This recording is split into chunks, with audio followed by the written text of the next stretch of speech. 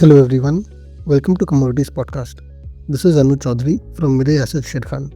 Today we have an update on silver. MCX silver is trading at record highs and closed yesterday with a gain of 0.93%. It has decisively breached the descending trend line last week and is trading about the same. It has also formed a W pattern. A continuation would lead to fresh upside movement. It has also found support at the 9-day exponential moving average. The momentum indicator MACD is showing positive divergence, which indicates optimism. We expect silver to find support at 1,16,235 and strong support at 1,15,520.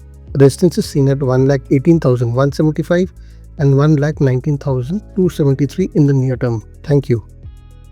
नमस्ते, मैं अनुज Chaudhary मिराe asset Sharekhan की तरफ से आप सबका commodities podcast में स्वागत करता हूं।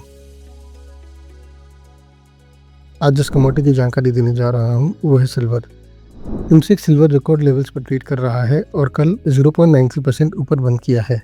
सिल्वर ने पिछले हफ्ते एक डिसेंडिंग ट्रेंड लाइन ब्रेक किया और कल एक W पैटर्न बना रहा है। इसने 9-डे एक्सपोनेंशियल मूविंग एवरेज का भी सपोर्ट लिया है। मोमेंटम इंडिकेटर MACD एक पॉजिटिव डाइवर्जेंस दिखा रहा है। अगर कंटिन्यूशन मिलती है तो फ्रेश तेजी देखी जा सकती है।